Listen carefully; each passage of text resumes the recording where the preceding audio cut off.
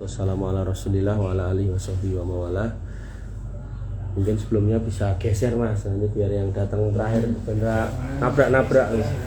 Ini cek kosong loh, kan anak gorengan segala macam. Nah, geser sini mas, lo malah ngalih. Sini loh. Aku orang nyokot gini ya, sini loh. Nah, kan biar enak gitu loh. Gih, kita lanjutkan gih. Alhamdulillah selalu kita harus aturkan kehadirat Allah yang masih senantiasa memberikan nikmat kepada kita, nikmat yang banyak sekali, dan setiap kita nikmatnya itu beda-beda, nggak mungkin sama. Ada orang yang dikasih nikmat harta, ada yang orang dikasih nikmat sehat. Artinya ada orang yang hartanya banyak tapi nggak bisa makan manis, makan daging.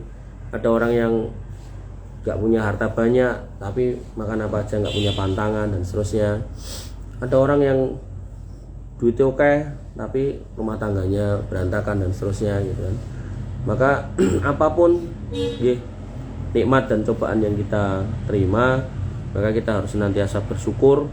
Dan kalau semisal kita nggak ketemu sebab terkait dengan dunia untuk bersyukur, delok bondo ya ora duwe, delok fisik yo ora sehat, delok rumah tangga yo lagi rame dan seterusnya, maka paling enggak nikmat yang harus kita pahami itu sebagai sebuah nikmat yang sangat besar adalah nikmat iman. Karena iman ini yang kemudian menggaransi kita nanti di surga atau di neraka. Itu akidah yang paling dasar, paling pondasi wis.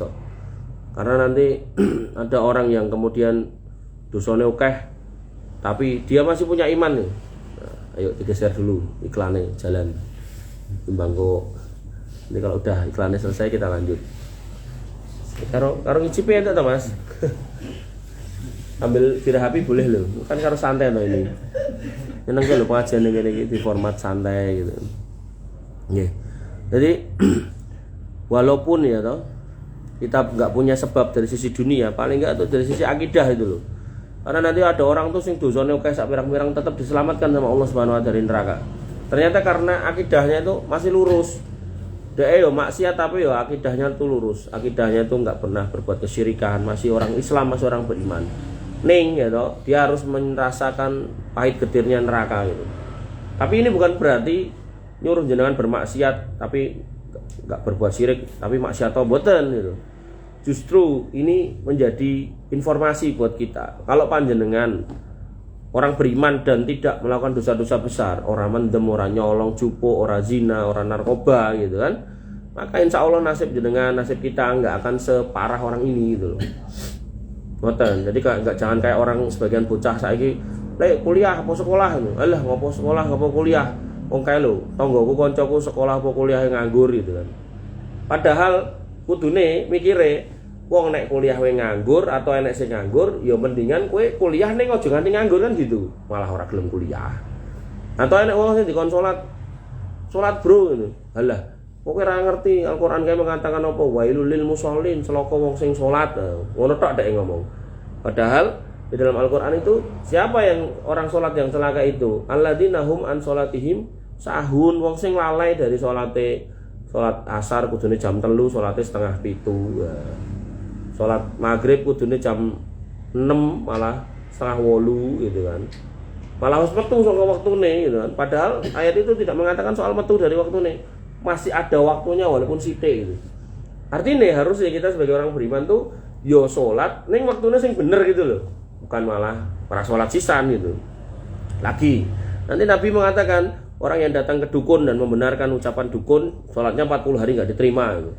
Terus enek orang kehilangan dompet, nang dukun, coba sholatmu kurang ketemu 40 dino, malah karuan ra sholat sisan. Ada orang-orang kayak gitu. Dan justru ancaman-ancaman gitu tuh jangan dianggap gampang. Justru itu kita menjadi sebab kita itu hati-hati gitu loh. Nah maka ketika kita kehilangan sebab soal dunia ini untuk bersyukur, artinya bondo ra duwe, rumah tangga mungkin lagi rame, anak bojo mungkin ya ora duwe lan sak piturute gitu kan, maka paling enggak kita masih bersyukur menjadi hamba Allah yang beriman. Nah, itu benar-benar harus dipegang. Dan iman ini yang kemudian akan menjadikan hidup kita tenang gitu. Nah, ning enek syaratnya. Seorang yang beriman akan menjadi tenang hidupnya, ada syaratnya. Apa? Kata Nabi SAW, mastama'a qaumun fi baitin min buyutillah yatluna kitaballah wa yatadarasunahu illa nazalat alaihimus sakinah. Wong sing jek gelem ngumpul karo kanca-kancane ning ora dalam rangka mendem, ora dalam rangka aneh-aneh, tapi dalam rangka ngaji, membaca Quran, mempelajari isinya, illa nazalat alaihimus sakinah. Lu wong kuwi dikai ketenangan. Jadi tenangnya jiwa itu ketika beriman, tapi iman yang dijaga, dipupuk, diuri-uri dengan cara majelis ilmu.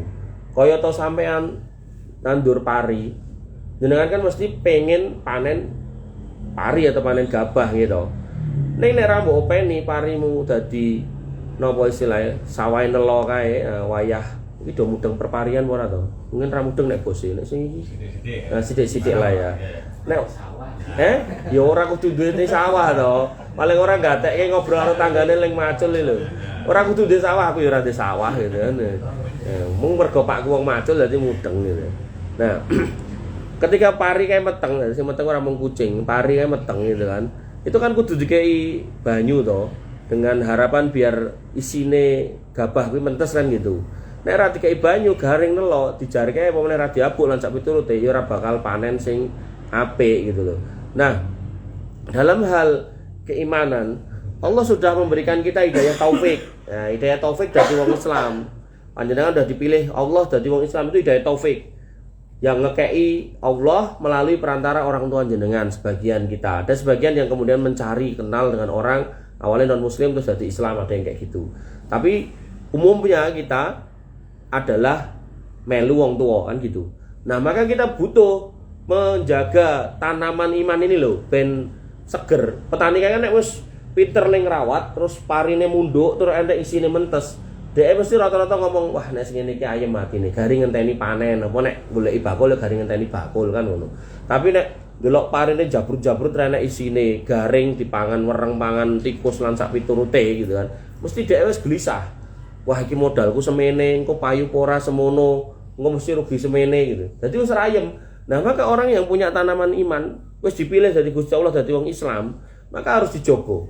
Nah, jogo yang pertama ya jalankan rukun Islam itu dengan cara ya salat gitu kan. Wong Islam ya kudu salat gitu kan. Makanya Nabi mengatakan al-farqu bainana wa bainal kufri tarku shalah. Bedane wong iman karo wong kafir iki yo ora salat gitu. Makanya sebagian ulama saya berpendapat wong Islam sing sakjane urip megah salat kuwi yo dihitung wong kafir gitu loh. Batal syahadatnya. Kalau bener-bener wegah lo ya. Kon salat wegah itu. Ngopo salat? Oh salat yang ono ya ini ora sugih gitu kan. Kae kancaku salat wis ngono wae uripe gitu kan. Nah, maka hal-hal seperti itu hati-hati bisa sampai merusak iman. Nah, kemudian tadi yang kata Nabi SAW, ngumpul, belajar, mengenal. Kayak jenengan misal nggih, duwe bojo gitu kan. Wong nek yang kan mesti didudoke sing apik-apik to. Nah, wah, nanti ngentute diempet ya to. Nah, nanti janjiane mesti esuk jane wis adus, sore adus gitu kan. Adus meneh gitu kan. Ini orang ngomong jangan. Nek umume wong jangan ngono to. Bareng nikah ternyata ngerti asline to ngentut bahkan lomba ngentut gitu kan. Ambune sono kae gitu kan. Maka kita mulai belajar mengenal, oh ternyata bojoku ki bar mangan iki mesti ngentut. Nah, nek jenengan seneng karo entute mesti bar mangan kuwi jenengan ngalih kan gitu. Belajar ben apa ben omah-omah seneng to, ben omah-omah ayem ora eker-ekeran apa meneh mengurusan entut gitu kan. Nah, maka agama dan hidup itu juga sama. Ketika jenengan urip pengen tenang, pengen nyaman, pakai agama. Ning ben jenengan juga ngerti apa kuwi agama sing marai tenang, nah perlu dipelajari. Nah, alhamdulillah gitu kan. Sekali lagi saya ulangi, alhamdulillah panjenengan itu ya difasilitasi. Dikei ngapunten gawean, pekerjaan, papan panggonan dalam artian go makarya, tapi kemudian itu manajemen jenengan berpikir bahwasanya nek iso aja mengurusan dunia tapi urusan akhirat. Bahkan ya toh, bahkan jane lho ya, nek ditimbang dengan tenan jane yo ora balance iki, ora apa jenenge balance ki, ora imbang. 30 hari cuma diambil sekali untuk ngaji, jane ora imbang gitu loh. Padahal nek jenengan mau tahu tak kasih tahu. Wong kuwi umure kata Nabi mung rata-rata swidak tekaning 70. Anggap ae swidak. Terus sedina ning akhirat kuwi 1000 tahun. Swidak diporo 1000 ketemu nek 0,006. Nah, 0,006 Kuwi nek dipengke satu hari di sana 24 jam, 24 jam, kuwi ketemune 1,44. Tegese apa? Sakjane urip kita ning donya kuwi sing puluhan tahun, rata-rata 20 tahun, kuwi sakjane mung 1,5 jam ning akhirat. 1,5 jam ning akhirat kita pertaruhkan untuk selamanya. Nah, ini kan sing di request sama si bos ini yaitu haruskah seimbang dunia dan akhirat, atau bagaimana biar hidup di dunia dan di akhirat itu seimbang, atau biar imbang dunia dan urusan akhirat. Jane kita nek gelem jujur iki jane ra imbang gitu. Karena ya tadi itu loh, kita ini dikai kesempatan 1,5 jam tapi kemudian disuruh berusaha sedemikian rupa untuk mendapatkan akhirat selama-lamanya. Ketoke angel, tapi justru itu cara paling gampang Allah Subhanahu wa taala memberikan kita kesempatan untuk menjadi pemenang. Mergone apa? Ora kon lomba suwe-suwe. Sedilu cuma 1,5 jam tapi tinggal selamanya. Makanya kalau jenengan ngapunten judi, itu kan ada sisi menang dan kalah. Dikeplekke, gaple kah, atau kemudian diuncalke dadu kah, atau mungkin diubengke rolet kah, atau mungkin diuncalke kah, dan sak piturute kae gitu kan. Di situ jenengan ra iso mbedek jenengan bakal menang apa kalah. Mesti enek persentase menang atau kalah. Tapi untuk jadi penghuni surga atau orang yang selamat di akhirat, kita nggak suruh berjudi atau tidak melalui cara judi, tapi segenah langkahe ngoten lho. Salat salat mlebu surga, ora salat neraka. Nah, apa itu judi? Enggak. Kita salat atau enggak salat sing milih sapa? Apa dadak dikopiok salat apa enggak salat? Mboten to, pilihan sendiri to. Nah, kowe nek ora mau limo selamat saka neraka gitu kan. Maka apa kita nek mabuk kuwi dikopiok sih terus nek menang terus mabuk, nek kalah orang gitu? Enggak kan? Itu kan pilihan kita.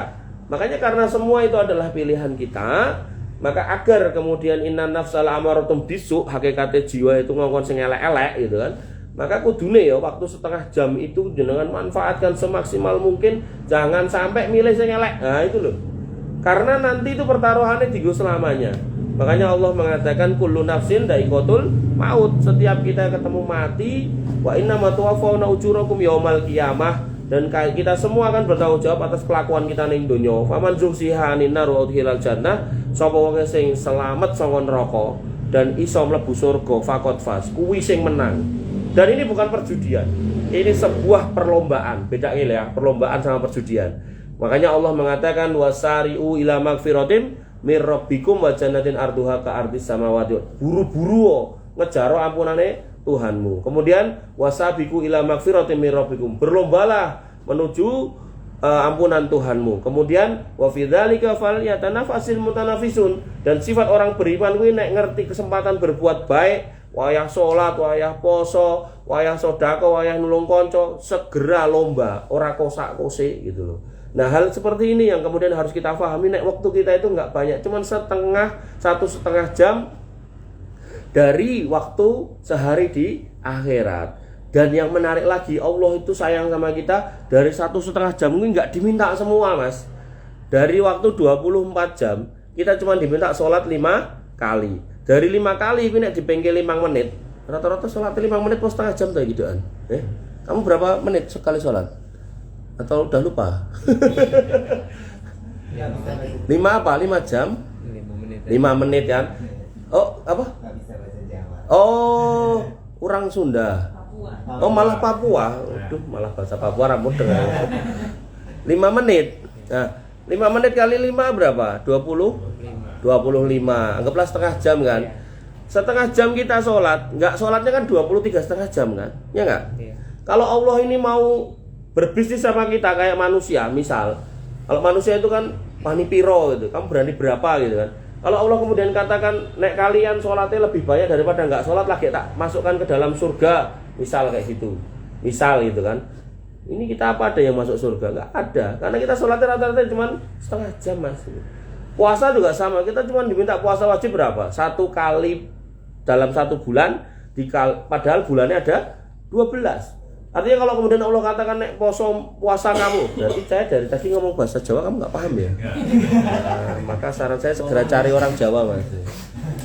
Umur berapa sih? 20, tahunnya 20. Oh gitu. Iya. Kok saya untuk Papua kan nanti? Yang Papua ini kok beda. Papua Kawi. Ya. Jadi kalau puasanya misal tadi ya dok, mung sewulan tok padahal sing 11 wulan ora. Nek misal Gusti Allah mengatakan kalau orang-orang yang puasanya nggak lebih banyak daripada nggak puasanya nggak masuk surga lah, kita mesti nggak masuk surga gitu. Ya, artinya dari waktu 1,5 jam ternyata Allah tuh nggak minta banyak, cuman 5 menit dikali 5, cuman 1 bulan dari 1 tahun gitu kan. Kemudian infak sedekah juga gitu. Sifat orang yang beriman kata Allah Subhanahu wa taala apa dalam Quran surat Al-Furqan, ibadur rahman itu disifati walladzina idza anfaqu, dan itu orang-orang yang ketika berinfak lam yaftur kalau tadi lupa. Orang-orang yang berinfak yang dia tidak berlebihan dan tidak juga pelit, wa kana baina dzalika qawama, dan dia di antara dua kondisi itu, berlebihan dan pelit, dia itu di tengah-tengah. Maksudnya gini, panjenengan yang kerja itu dilihat punya keluarga, infak wajibnya apa kepada keluarga, anak istri, cukupi. Begitu itu udah cukup, enek turahane, silakan mau infak ke masjid, mau jajak ke kancane gitu kan, silakan. Nah maka ketika ini yang terjadi, itulah sifat orang-orang yang beriman. Jadi nggak diminta semuanya, sama kayak kurban. Apa kita diminta setiap hari kurban kambing dan seterusnya, mboten. Yang kita diminta oleh Allah Subhanahu setahun sekali, dan itu pun semampunya. Nek duwene kambing ya silakan kambing, mampunya sapi 1 ekor silakan, kok mampunya sapi 1/7 silakan gitu. Maka yang harus kita pahami adalah kita harus kemudian melihat sebenarnya kalau kita mau jujur saja nih, kita itu sudah nggak imbang untuk urusan dunia dan akhirat. Tapi apakah itu salah? Tidak. Selama apa? Kita nggak kedunyan. Lalu kedunyan bahasa Indonesianya apa mas? Bro, kedunyan bahasa Indonesianya apa? Nah, terlalu berorientasi duniawi. Artinya kita kerja silakan, tapi jangan lupa kerjanya ini digunakan untuk nyukupi kebutuhan anak istri, dan juga kemudian kalau memang ada sisanya buat keluarga yang lain, dalam artian orang tua, kemudian saudara dan seterusnya, kemudian sedekah dan seterusnya. Oleh karena itu Allah berfirman dalam Quran surat Al-Qasas bahwasanya wabtaghi fima atakallahu darul akhirah wala tansa nasibaka minad dunya. Maka carilah negeri akhirat pada nikmat yang telah Allah berikan kepadamu. Jadi perintah pertama itu suruh nyari akhirat. Tapi yang kedua, jangan lupakan urusanmu di dunia. Silakan sholat, silakan ibadah, ning jolali kerja. Berarti kerja itu wasilah geniso ibadah. Jangan dibalik, kerja mati-matian, bahkan kerjaane ra sepiro hasile nganti lali sholat.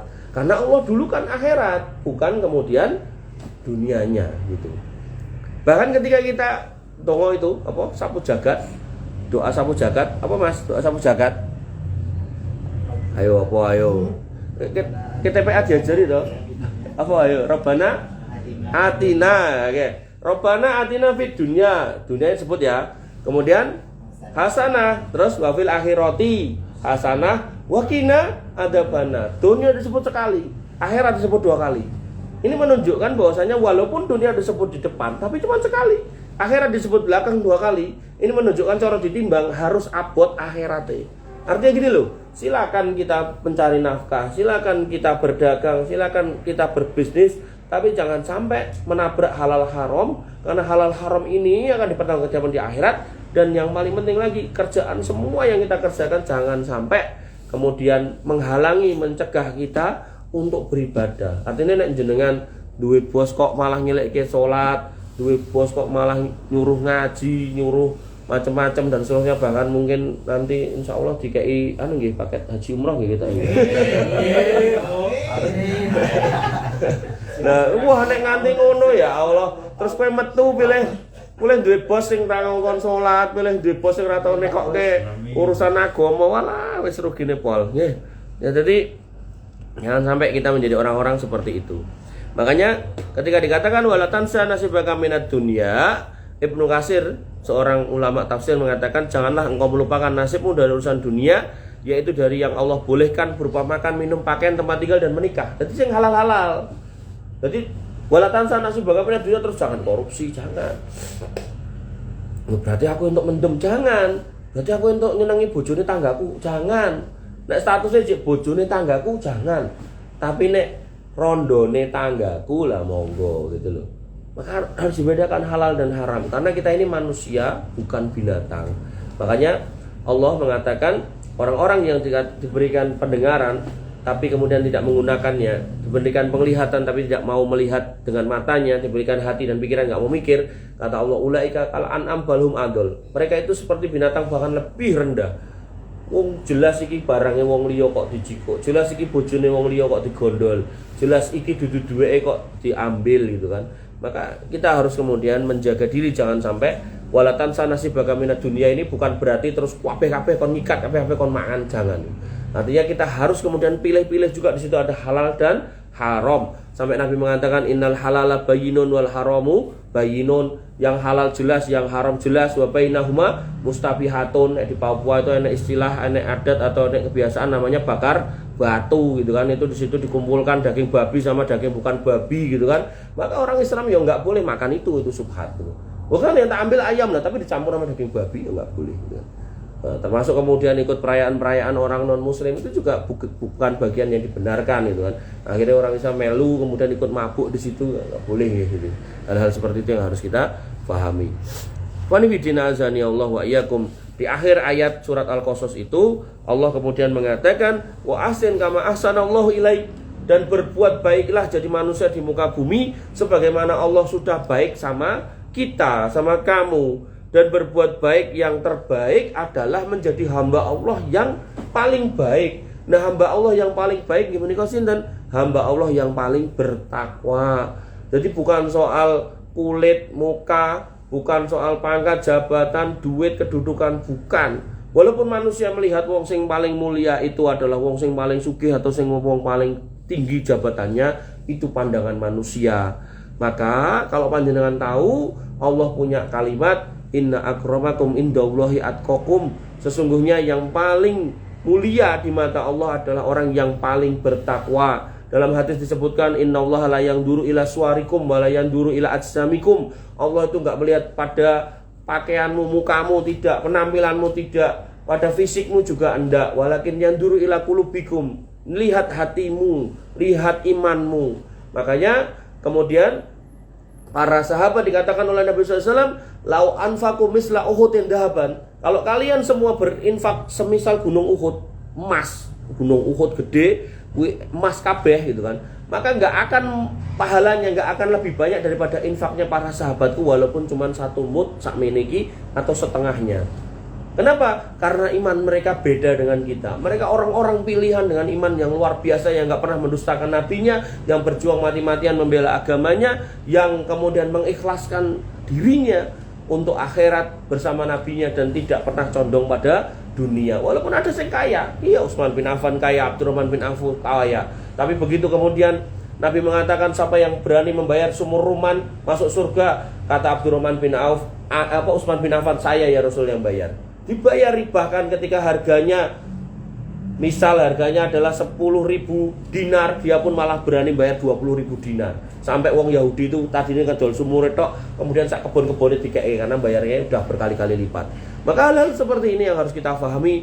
Bagaimana orang beriman, silakan berkarya, silakan mempunyai karya, punya harta, punya macam-macam kedudukan, pangkat, tapi jangan lupa bahwasannya kita akan kembali ke hadirat Allah Subhanahu wa taala, dan Allah mengingatkan di dunia kita harus menjadi orang yang baik. Jangan sampai kemudian kita nabrak-nabrak yang haram-haram, yang harusnya punya rakyat kita makan, yang harusnya punya orang kita ambil, yang harusnya punya tetangga kita kuasai dan seterusnya.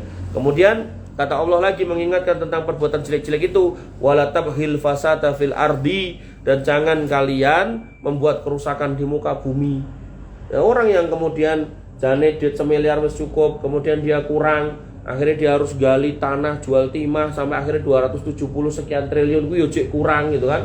Nek iso brakot Indonesia negara kabeh gitu pangan pengennya diplok kabeh gitu kan. Tapi Allah ingatkan orang beriman jangan seperti itu. Innallaha la yuhibbul mufsidin. Allah tuh enggak suka dengan orang-orang yang membuat kerusakan. Makanya dari 270 sekian triliun itu setengahnya kan biaya kerusakan lingkungan. Makanya inilah Allah katakan, jangan buat kerusakan. Papua itu negerinya indah, tapi ketika kemudian ketemu sama orang serakah, babat habis selesai gitu kan. Kemudian longsor di mana-mana, Kalimantan kebakaran hutan di mana-mana dan seterusnya. Maka itulah orang-orang yang serakah gitu. Ketika kemudian sakjane sudah cukup apa yang dikasih Allah untuk 7 turunan, tapi dia pengen terus. Makanya yang terjadi apa yang kita lihat sekarang ini. Wa fillah azani Allah wa iyyakum. Tadi sudah saya sampaikan, hidup kita untuk beribadah, maka silakan kejar dunia atau lakukan pekerjaan di dunia ini, tapi jangan lupa untuk beribadah. Wa ma khalaqtul jinna wal insa illa liya'budun. Tidaklah kalian aku ciptakan, kata Allah, kecuali untuk beribadah. Sehingga dunia atau mencari makan itu digunakan untuk ibadah, bukan kemudian hidup untuk nyari makan, tapi nyari makan untuk ibadah. Itu yang harus kita pahami. Kemudian dalam dalam banyak permisalan Allah Subhanahu wa taala melalui nabinya mengatakan, wallahi, nabi itu sampai bersabda atau bersumpah, demi Allah, mad dunya fil akhirah illa mislu ma yaj'alu ahadukum isaba'ahu hadhihi wa asyara yahya bisababah fil yami falyandur bima tarji. Sampai nabi itu mengatakan, demi Allah, permisalan dunia di mata Allah Subhanahu wa taala untuk kalian itu kayak kalian tuh punya jari, celupkan di lautan, buat angkat. Dunia itu sak tetes itu tok. Itu dunia. Cuman karena kita itu ya hidup di dalam ya, jadi kita tuh sampai nggak fokus. Kadang itu wah, dunia itu sampai marahin mumet, sampai akhirnya banyak orang nggak sabar, jadi orang duwe, akhirnya main judi ini kuatir konangan kancane, judi online. Mulai utangan kira tengen, begitu kemudian kira tengennya sudah tahu kalau dia nggak bakal nyaur utang, akhirnya mentok pinjam online, utangnya banyak, stres, akhirnya bunuh diri. Orang-orang seperti ini juga banyak hari ini. Makanya kita harus hati-hati. Sampai kemudian suatu ketika Nabi SAW pernah memegang bangkai anak kambing, dipegang telinganya. Kemudian Nabi mengatakan, ayyukum yuhibbu anna hadza lahu bidirhamin. Ada yang mau bayar 1 dirham? Faqalu, kata para sahabat, manuhibbu annahu lana bi syai'in wa manasna'u bi. Kenapa kami harus mau dengan bangkai itu ya Rasul? Kita bisa apa dengan bangkai itu? Qala atuhibbu annahu lakum? Gimana nek gratis wae gitu. Tadi kon bayar 1 dirham enggak mau. 1 dirham itu sekitar 10 gram 10 gram perak. Jadi kalau perak itu sekitar 15.000, 10 gram sekitar 150 atau 200.000. Mau nggak ini bayar 200.000? Anak kambing tapi udah mati, pegang telinganya. Kata para sahabat, kita mau bisa apa dengan kayak gitu? Masa kita kan bayar bangkai loh Rasul. Kemudian Nabi mengatakan, atau hibbu annahu lakum, gimana nih tak kayak itu? PN lah gitu. Qalu wallah lau kana hayyan kana aiban fihi. Demi Allah, kalau itu pun hidup, itu telinganya cacat loh Rasul. Jadi telinganya itu ada nggak sama gitu loh. Otomatis kan binatang cacatnya regane murah itu. Li'annahu asakku fa kaifa huwa mayyitun. Makanya kalaupun hidup kami itu ya ragu untuk bayari wong itu cacat telinganya. Apa meneh niku wis mati pun mati ngoten niku. Faqala, kata Nabi sallallahu alaihi wasallam, fa wallah, maka demi Allah, ad-dunya ahwanu 'ala Allah min hadza 'alaikum. Batang iki mau, kata Nabi, demi Allah, dunia itu lebih hina daripada bangkai ini di mata Allah Subhanahu wa taala. Sekali lagi, ini menjadi statement keras dari Nabi SAW bahwasannya ya silakan mencari makan di dunia, silakan berkarya di dunia, silakan menjadi apapun jabatan kita. Tapi sekali lagi jangan sampai kita melanggar aturan, menabrak yang haram, yang halal kita abaikan, kita lakukan yang haram-haram, akhirnya kemudian kedunian tadi itu. Kita kemudian mengejar dunia mati-matian seolah dunia ya membuat kita hidup kekal. Nah, sampai Allah mengatakan wailul likulli humazatin lumazah. Ya, celakalah orang-orang yang humazah gitu kan. Dikatakan sirinya apa? Alladzi jama'a malau wa addadah gitu. Yang dia itu mengumpulkan harta dan menghitung-hitung.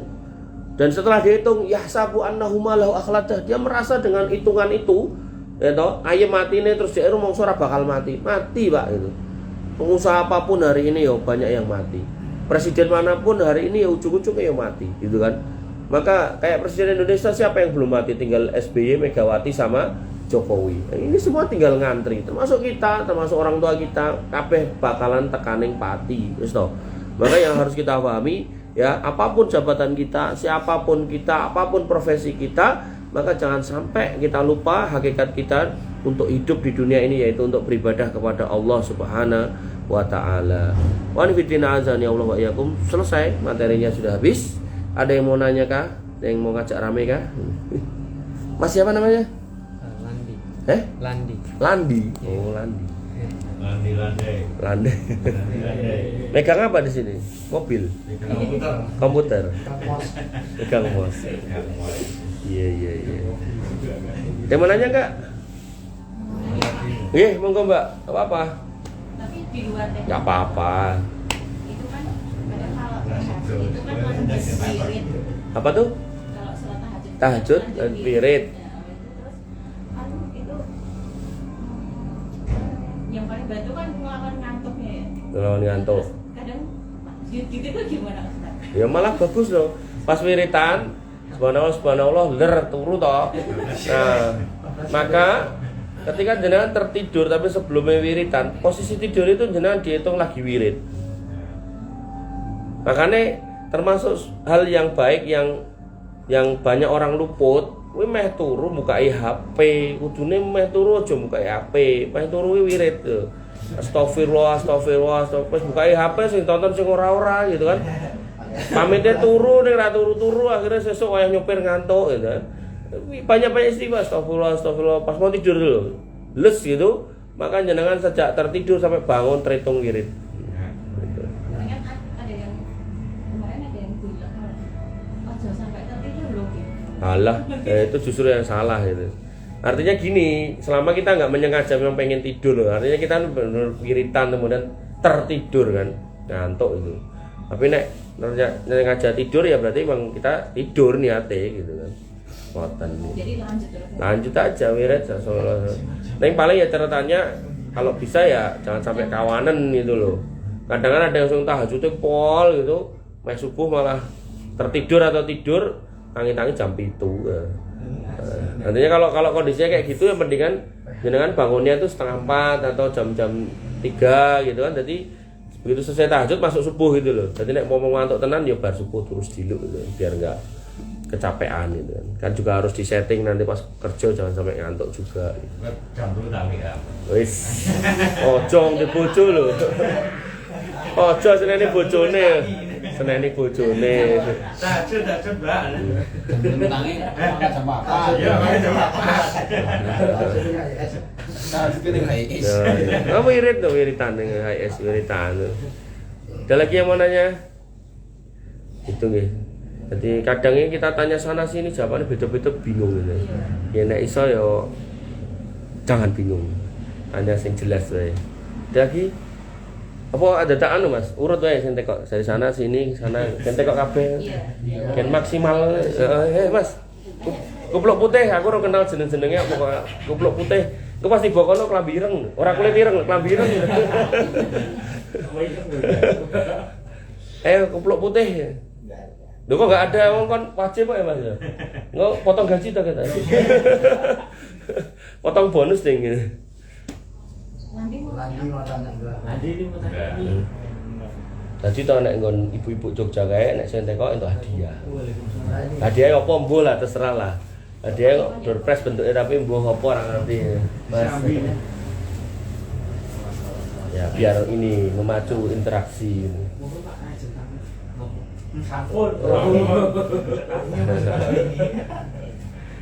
Landi mau nanya? Enggak, mau nanya. Buat kamu tak tanya aja kalau gitu. Kapan mau nikah? Belum tahu. Belum tahu. Belum ada calon, banyak orang Solo banyak. Yo, lanjut. Mau tanya? Ah. Mungkin ada yang di luar tema. Monggo, enggak apa-apa. Paling mau nanya terkait ini. Misalkan kita kan dalam perjalanan ternyata benar-benar urgent dan berpengen misalnya ngejar jam yang di 7. Nah itu misalkan ternyata kan posisinya maghrib sama isya. Nggih. Terus ternyata kita sampai lokasinya udah mendekati sholat isya lah. Berarti yang kita lakukan maghrib dulu langsung isya atau isya dulu baru Ya. maghrib? Prinsipnya tetap diurutkan. Nah, yaitu maghrib dulu lalu isya. Nah, Mas. Maka kita sholatnya tetap maghrib dulu baru isya. Makanya nanti di bab fikih ada perbedaan ulama ketika kita mandek untuk masjid lagi sholat isya, ini ngurung sholat maghrib. Nanti ada ulama yang melu isya itu. Lagi engko kekurangannya adalah maghrib. Tapi ada ulama yang karena pakai kaidah tadi kudu maghrib lagi isya, Maka dia kemudian berpendapat, beliau kemudian berpendapat, yo pas dhek salat isya, kowe niate maghrib. Nah, pas entuk 3 rakaat gitu kan. Pas entuk 3 rakaat, maka kamu berhenti duduk di bawah gitu. Nah, nunggu beliau selesai 4 baru kemudian ikut salam gitu. Ada yang sampai kayak Jadi gitu. istilahnya kalau misalkan kita dalam kondisi perjalanan, toh itu misalkan kita emang mau dituju, itu misalkan katakanlah, pokoknya sampai sana sebelum jam 7. Karena kan kita kan perjalanan sebelum maghrib nih, ternyata maghrib ini belum sempat kita lakukan di perjalanan. Enggak masalah, enggak masalah. Kalau emang itu namanya sebuah safar yang mubah ya, artinya bukan safar untuk bermaksiat ya, safar yang baik ya, itu ya nggak masalah. Jadi terus nggak pandang jarak, berapa jaraknya gitu? Ya jaraknya tentu jaraknya adalah jarak safar toh. Jarak safar itu kemarin kan kita sempat diskusikan di sini, yaitu sekitar 80 kilo. Berarti kalau sini Semarang ya masuk gitu. Jogja Solo sebenarnya belum gitu kan.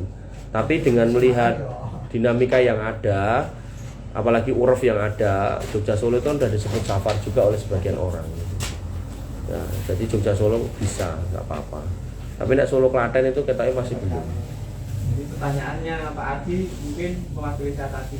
Nggak apa-apa. Nah, yang saya lakukan selama ini gitu. Mungkin sebelum maghrib kita kan dari jam 18 jam 18 kurang 45. Kurang 15 menit. Itu jam 17.45 azan maghrib. Itu saya lakukan maghrib dulu, baru saya jamak takbir sama isya. Gak apa-apa. Kalau udah masuk maghrib kan. Pertanyaan beliau tadi belum masuk maghrib, nih kudu mangkat. Kalau saya pas maghrib ini musola gitu Pak. Jadi saya maghrib dulu 3 rakaat sama isya 4 rakaat. Enggak boleh 2 rakaat. Boleh kan safar. Nih misalkan kita lakukan 3 sama 4 juga nggak masalah. Nggak apa-apa. Jadi gini, kalau bahasannya adalah jamak itu sebabnya nggak cuma safar. Jamak itu sebabnya macam-macam. Jamak itu berarti kan nggak dikurangi rakaate, tapi mau dijokke atau diundurke. Itu sebabnya macam-macam. Misal ya, security kudu njogo mesin sing nyala. Mesin sing nyala ini nek ditinggal sediluk, khawatirnya kok panas bledos gitu kan. Dia harus jogo tuh. Nah, itu dia boleh jamak, nggak boleh kosor. Nah, atau Pak dokter yang mau operasi, ya, itu boleh dia jamak. Oh, dia operasi duhur, tapi jane mungkin rampungnya sekitar jam 5 gitu. Tapi kan dia juga nggak yakin nanti kalau ada kondisi-kondisi tertentu khawatirnya bablas maghrib, maka mendingan dijamak. Itu boleh. Nah, seperti itu. Nah, termasuk driver-driver itu jamak. Tapi kalau sudah masuk rentang safar, nah di situ luwih longgar meneh untuk dikosor. Nah, rentang safar itu kalau bisa minimal 80 kilo. Tapi kalaupun enggak atau kurang dari itu, selama sama masyarakat umumnya wong lah ya, dianggap safar itu boleh. Misal kayak Solo Jogja itu udah dianggap safar tuh, maka silakan kalau dikosor. Kosor itu angger papat didadekke 2. Oh, jadi itu toh. Duhur asar itu duhur asar isya itu bisa 2 rakaat salam udah. Itu udah dianggap sholat papat gitu loh. Tapi maghrib subuh nggak boleh. Kalau maghrib sama isya itu saya niatnya jamak takdim. Boleh, jamak takdim boleh. Berarti sholatnya pas waktu maghrib. 2 rakaat boleh, 4 boleh. Kalau 4 berarti jenengan cuman jamak. Tapi kalau jenengan jadikan 2, 3, 2 berarti jamak takdim kosor gitu. Jamak kosor ning ditakdim itu. Atau nek jenengan sholatnya pas isya 3, 2 berarti jamak kosor terakhir kan ya, diakhirkan gitu. Pena orang safar tuh pena beri banyak kemudahan keringanan gitu loh. Sholat sunnah nggak usah dilakukan gitu kan. Terus nek poso entuk raposo ning bayar. Ganti gitu loh mengkodok. Ada lagi yang mau nanya, jane jenengan iki kudune banyak pertanyaan loh.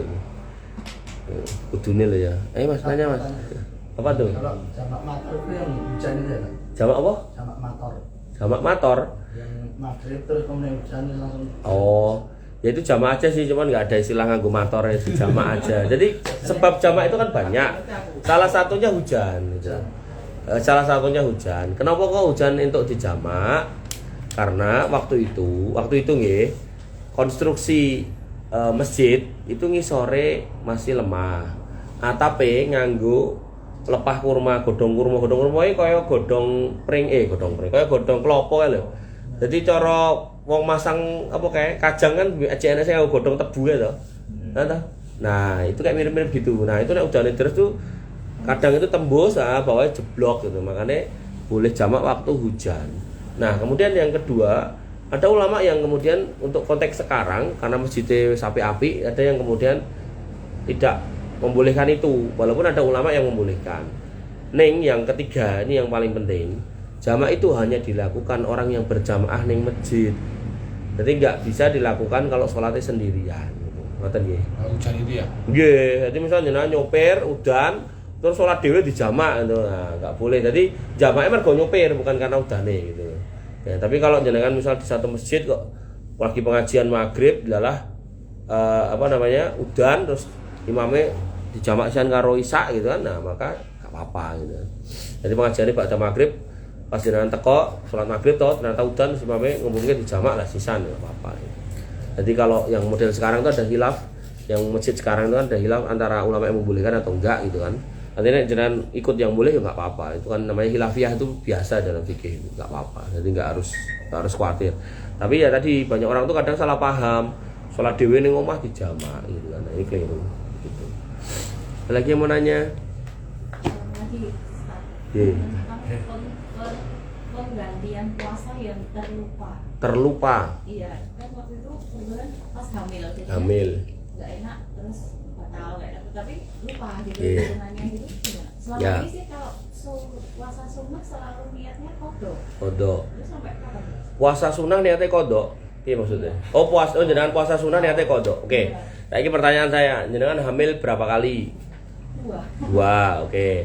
Hamil 2 kali gitu. Terus pas hamil itu apakah selalu nggak puasa? Enggak. Full.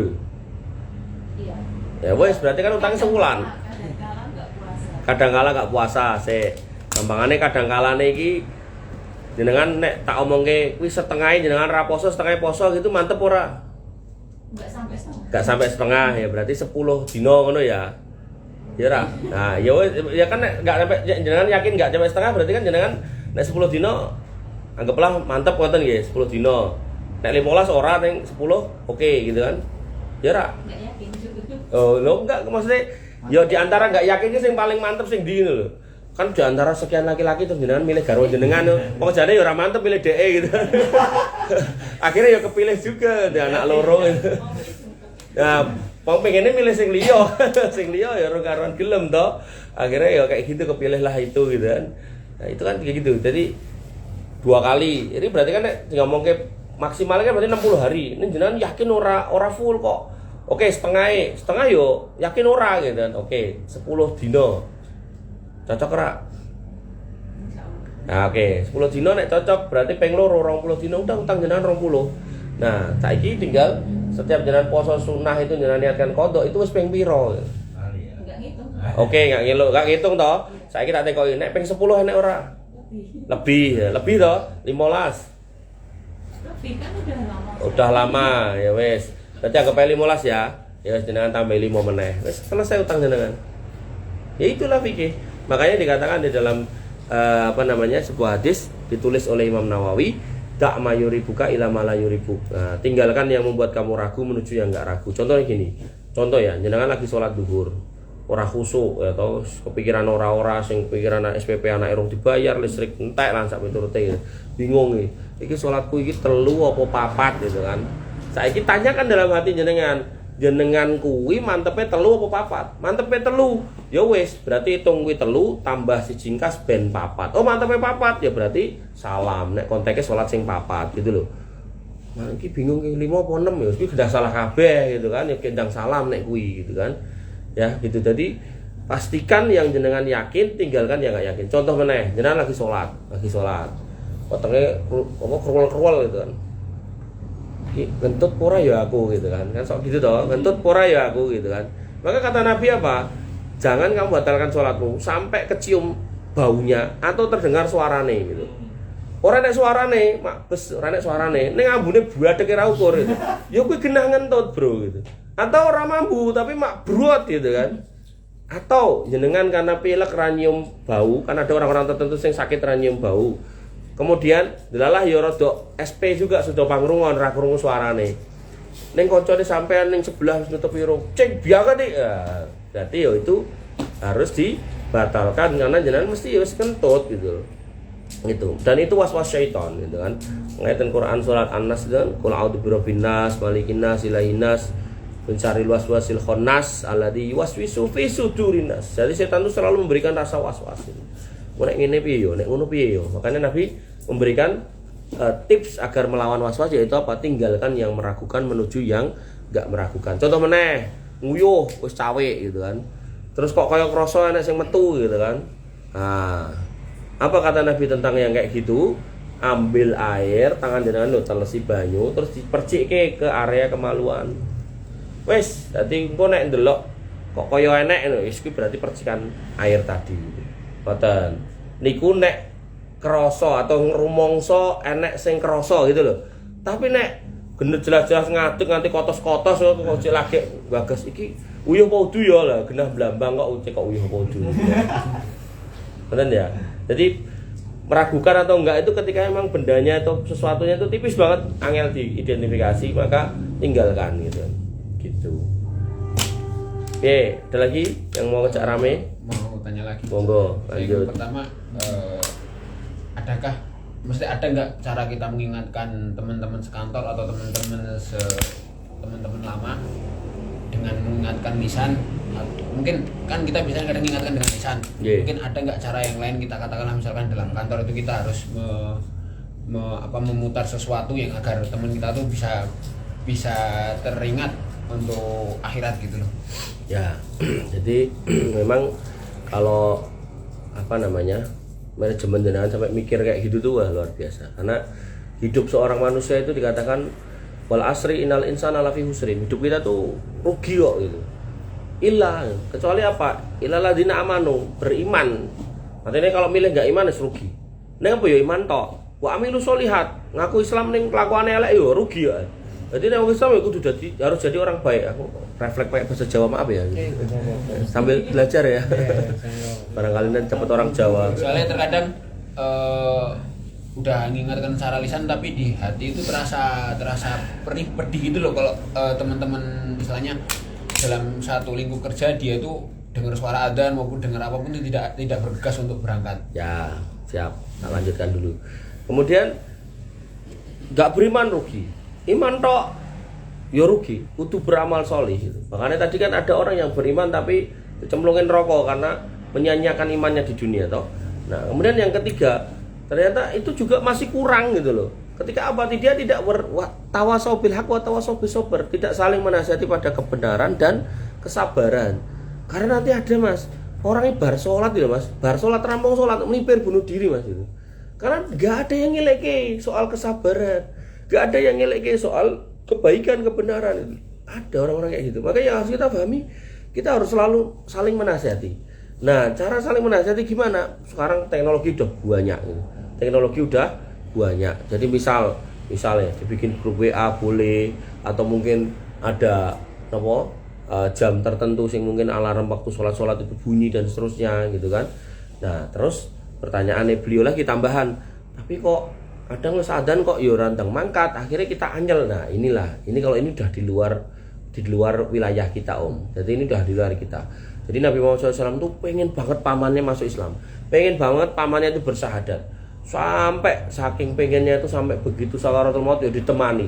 Sampai Nabi itu cuma mengatakan ya ammi qul la ilaha illallah, wahai pamanku mang sanjang la ilaha illallah. Uhajun laka bihindallah. Itu nanti bisa jadi alasan nek kula nanti menghadap Allah dan jenengan harus masuk Islam. Jadi kan nek pamane iki ngucap itu terus mati berarti kan ya urung sempat sholat, urung sempat poso, urung sempat macam-macam tau gitu kan. Nah, maka Nabi cuma nyuwun itu supaya kemudian nanti punya sebab untuk ngomong kepada Allah Subhanahu wa taala kalau beliau sudah masuk Islam. Ternyata ora gelem. Kemudian turun ayat apa? Innaka la tahdi man ahbabta walakinallaha yahdi may yasha. Sesungguhnya engkau tidak bisa memberi petunjuk orang-orang yang kamu cintai, tapi Allah yang memberi petunjuk.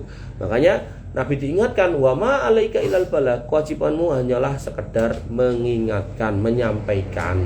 Nah, soal kemudian hidayah kembali ke masing-masing. Makanya sekali lagi pentingnya selalu mengingatkan tawasau itu kan terus-terusan ya. Jadi nggak cuma sekali 2 kali. Jadi ini dirutinkan sebulan sekali ya alhamdulillah lah timbang ora kan gitu. Syukur-syukur lu akeh meneh kan gitu. Syukur-syukur lu akeh meneh lu sering meneh gitu loh. Tiap pekan atau apa gitu kan. Nah, tapi kalau kemudian hari-hari kalau bisa jenengan sendiri itu masing-masing Mas gitu kan. Itu jenengan pasang lah alarm sendiri untuk waktu sholat. Harus dilawan itu. Jangan sampai kemudian justru jenengan membenarkan diri jenengan untuk tidak sholat, palas-palasan sholat, orang ngaji, payah pengajian sesuk toh, tak izin loro gitu. Jangan. Justru kita harus memaksa diri untuk berbuat baik, bermaksa diri untuk kemudian istiqomah. Karena setan itu berjanji, terus-terusan aku akan berusaha menyesatkan hambamu ya Allah, sampai selama nyawa mereka gemantung nenggon badane, selama nyawanya masih ada di dalam tubuhnya, kata setan. Tapi kata Allah Subhanahu wa taala, dan aku juga berjanji terus-terusan akan aku ampuni mereka selama mereka masih mau beristighfar. Artinya kalau kita mengalah dari jalan kebaikan, pilih sumingkir sama jalan kebaikan, pilih minggir dari jalan kebaikan, maka pilihannya jalan keburukan. Makanya Allah mengatakan wa anna hadas sirati mustaqima, jalanku lho iki lho sing lurus iki. Makanya disebut sebagai siratal mustaqim, jalannya memang siji, jalan menuju Allah Subhanahu wa taala cuma satu, yaitu Islam. Dan Islam sesuai dengan syariat Islam, Islam sesuai dengan kaidah-kaidah dalam Islam. Tapi kalau kemudian di kiri kanan, kata Nabi menggambar garis lurus, kemudian kiri kanan digambar garis-garis, kata Nabi iki lho dalan lurus Islam ujungnya ke surga, tapi kiwa tangan kiri kanan ini pintu-pintu para penyeru menuju neraka. Di situ ada orang-orang, ada syaitan-syaitan yang menyeru manusia ke dalam neraka. Enak sing diseru urusan minuman keras, dia masuk ke situ. Ada yang diseru untuk makan barang haram, dia masuk di situ. Ada yang diseru perjudian, masuk situ. Ada yang diseru zina, masuk situ. Ada yang diseru ikut aliran sesat, ikut situ gitu. Maka jangan sampai kita belok kiri kanan. Makanya pentingnya bermajelis ilmu Mas. Alon-alon sedikit demi sedikit bermajelis ilmu, ditambah lagi ilmune, biar kemudian kita itu neng donyo itu ada guidance-nya. Makanya di situ ada nurun wa burhanun. Salat itu nurun wa burhanun. Jangan sopir ya, jenengan punya nur dan burhan. Nur itu apa? Lampumu itu loh Mas. Jenengan neng dalan ra nganggo lampu lah genah nabrak ya apa-apa. Tapi apa nek SD lampu terus menangan ketika jenengan ra kenal dalane. Nek mung Solo Jogja Semarang Solo kan lurus ya. Tapi nek jenengan lewat dalan-dalan sing melengkung ra karo-karuan cabange sak pirang-pirang, jenengan butuh namanya burhan. Burhan iki plange lho. Atau nek saiki GPS iki lho. Gitu. Makanya kalau jenengan punya lampu pun punya nur ning ra ndek burhan, ora bakalan tekan gone. Ya saiki iso tekan mergo jenengan wis tau mriku sapal, atau dalane mung lurus jenengan tenggal lurus wonten mawon apal. Tapi nek jenengan di jalan yang benar-benar enggak tahu arah, jenengan tetap butuh yang namanya burhan. Makanya nur dan burhan itu didapatkan salah satunya dengan sholat. Dan nur dan burhan di dunia ini agar kemudian orang kedonyan tadi loh, ditarik lagi ke depan tadi. Artinya kalau kita enggak sholat, biasanya wong lali tujuan hidup itu lali. Akhirnya nuruti nafsu. Jadi untuk dit piro-piro entek. Sampai ada seorang anak itu cerita waktu masih muda, cerita, bapakku bareng untuk warisan malah tinggal ngopeni wong wedok ra cetha, ra mulih-mulih gitu kan. Giran bapake kuwi mati, wong kuwi bocah kuwi lakoni ngono kuwi gitu.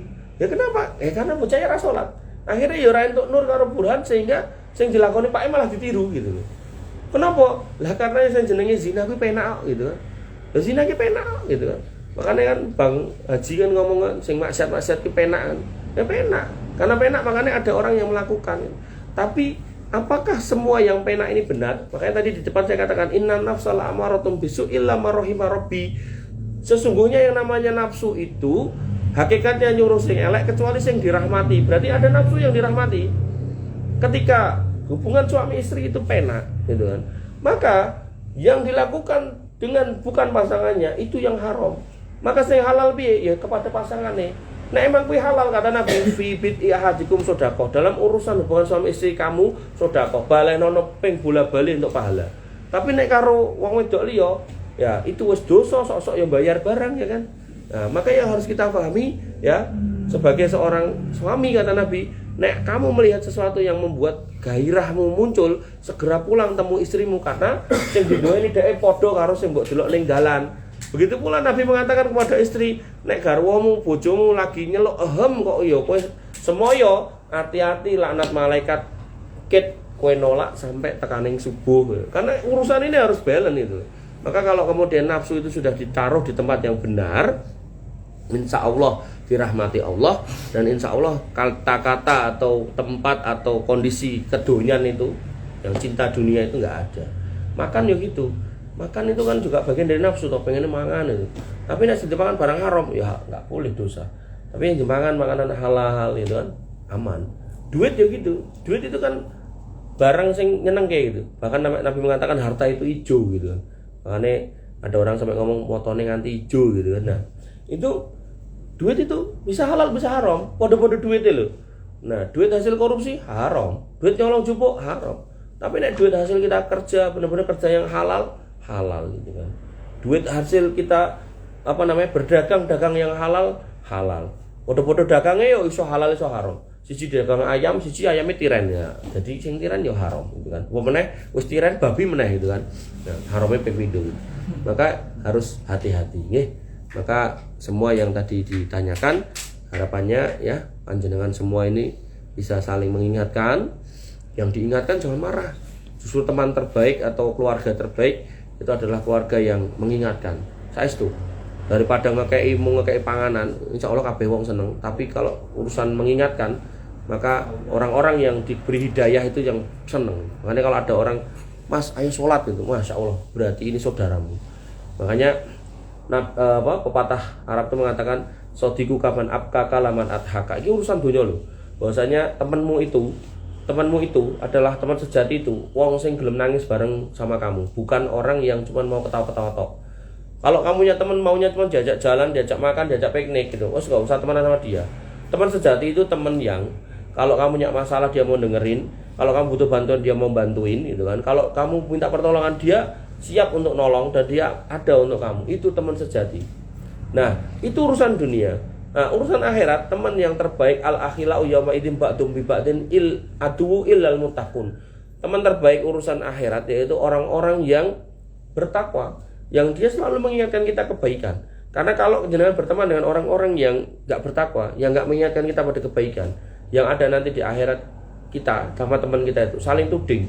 Aku ngene gara-gara kamu kayak gitu gara-gara aku, dan seterusnya. Saling nuding gitu loh.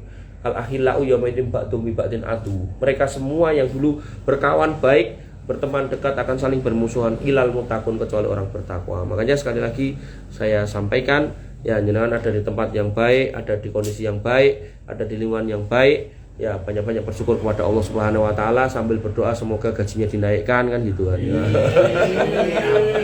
Loh tentu kan kalau panjenengan semua bertakwa, beriman ya toh, rezekinya lancar, perusahaannya lancar, mesti gajinya diunggahke gitu kan. Karena banyak karyawan tuh kurang memiliki perusahaan. Aku ya di perusahaan Mas. Jadi ada wong ya mong pengennya nomor gaji rutin, tapi kemudian ketika dia melakukan hal yang kemudian membuat kinerja perusahaan itu jelek, itu dia meneng wae gitu loh. Padahal jelas iki nek rambut lakoni engko ora bakalan enek penjualan, nek enek penjualan, enek pemasukan nggo gaji apa kan gitu loh. Nah, hal-hal seperti ini yang harusnya kita harus paham gitu loh. Harus paham. Misal contoh nggih, driver gitu kan. Oh jenengan nek dijak ngomong karo napa istilahnya? Penumpang, oh rupamu elek gitu kan, saurahanmu elek gitu. Alah wis ra gelem rene meneh gitu. Tapi nek jenengan ramah, kemudian omongannya nggih baik gitu kan, maka insya Allah dia mesti akan datang dan ketok tular gitu. Ketok tular kejak kancane rono wae gitu. Nah, hal-hal seperti ini sih kadang ya beberapa karyawan itu kadang itu nggak paham gitu loh. Padahal itu jadi sebuah siklus besar tentang eksistensi sebuah bisnis gitu. Karena kalau bisnis itu nggak jalan ya pemasukannya kurang, nggo gaji kurang, sing enek engko malah pengurangan gitu kan. Dari mulai pengurangan unit mobilnya, sak drivernya mesti perhatikan gitu dan seterusnya. Maka tadi itu kita perlu ikut menghayati keberadaan kita, termasuk ya dikasih ekosistem yang baik untuk beriman. Ya itu jeneng. Ada lagi Om? Cukup? Ada lagi? Landi? Arep ngomong Andi kan. Pak Wahyu. Cukup? Kalau cukup kita tutup dengan beda ya. Alah. Pantesan kok rantek-entek. Nggih. Mesti salat golek sing galon ya. Kita tutup dengan doa nggih agar kemudian pertemuan kita diberkahi oleh Allah Subhanahu wa taala. Dan yang paling penting nanti sebulan ke depan kita masih bertemu dalam ikatan keimanan yang sama gitu. Karena namanya iman tuh naik dan turun, jangan sampai kita terpisah jalan karena itu. Bismillahirrahmanirrahim. Alhamdulillahirrabbilalamin. Hamdan syakirin, hamdan naimin, hamdan yuafi ni'amahu wa yukafi mazidah. Ya Rabbana lakal hamdu kama yanbaghi li jalalika wa adimi sultanik. Rabbana lakal hamdu anta nurus samawati wal ardi wa man fina wa lakal hamdu la ilaha illa anta subhanaka inna kunna minadh dhalimin wa illam taghfir lana wa tarhamna lanakunanna minal khasirin. Allahumma ighfir lil muslimina wal muslimat wal mu'minina wal mu'minat al ahya'i minhum wal amwat innaka sami'un qaribun mujibut da'wat wa ya qadiyal hajat. Rabbana dhalamna anfusana wa illam taghfir lana wa tarhamna lanakunanna minal khasirin. Rabbana ighfir lana dzunubana wa kaffir 'anna sayyi'atina wa tawaffana ma'al abrar. Rabbana ighfir lana dzunubana wal ikhwanina alladziina sabaquna bil iman. Wala taj'al fi qulubina ghillan lil ladzina amanu rabbana innaka ra'ufur rahim. Rabbana ighfir lana dzunubana wa liwalidina warhamhum kama rabbauna shighara. Allahumma ighfir lahum warhamhum wa'afihim wa'fu anhum wa akrim nuzulahum wa wasi' madkhalahum waghsilhum bil ma'i wasalji wal barad. Allahumma taqabbal minna siyamana wa qiyamana wa ruku'ana wa sujudana wa takhassu'ana wa tadarru'ana. La ilaha illa anta subhanaka inna kunna minadh dhalimin wa illam taghfir lana wa tarhamna lanakunanna minal khasirin. Allahumma inna nas'alukal huda wat tuqa wal afafa wal ghina. Allahumma inna nas'aluka ilman nafi'an wa rizqan thayyiban wa amalan mutaqabbalan maqbulan.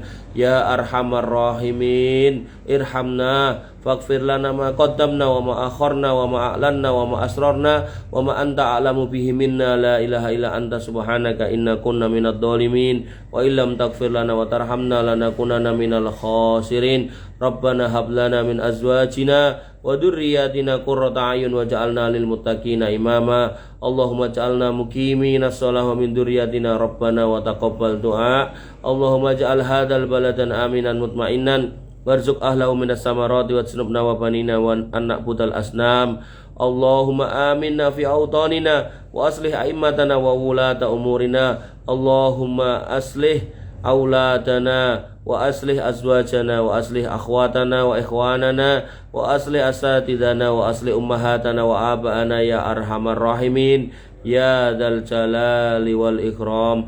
Allahumma inna nas'alukal jannah wa na'udzubika minan nar. Allahumma inna nas'alukal jannah wa ma qarraba ilaiha min qawli wa amal wa na'udzubika minan nar wa ma qarraba ilaiha min qawli wa amal. Ya hayyu ya qayyum ya dzal jalali wal ikram. Allahumma ansur ikhwanana al mustad'afina fi Filistin. Allahumma ansurhum wa sabbit aqdamahum wasfi mardahum wasfi jarhahum wasfi mardahum wa taqabbal suhadaahum.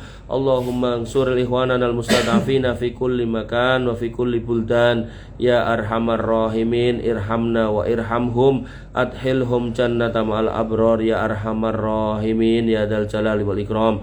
Allahumma alaika bil yahud. Allahumma alaika bil yahud. Allahumma alaika bil yahud fa innahum qaumud dhalimun fa innahum qaumul fasikun fa innahum qaumul kafirun ya dzal jalali wal ikram ya dzal quwwatal matin. Allahumma kfina bihalalika an haramik wa aghnina bi fadlika amman siwak ya ghaniyyu ya hamid. Allahumma aksir amwalana wa aksir auladana wa barik lana fima ataitana ya dzal jalali wal ikram. Allahumma inna na'udzubika min fitnatil mahya wal mamat wa na'udzubika min fitnatil qabri wa adzabil qabr wa na'udzubika min fitnatil jahannam min fitnatil masihid dajjal wa na'udzubika min adzabi jahannam. Allahumma inna na'udzubika minar riba wa na'udzubika minaz zina wa na'udzubika minad dain wa ghalabatid dain wa na'udzubika minal ma'sami wal maghram wa na'udzubika min su'il akhlaq wa na'udzubika min su'il khatimah wa ya khairar razikin. Allahumma arzuqna husnal khatimah. Allahumma arzuqna husnal khatimah. Allahumma arzuqna husnal khatimah.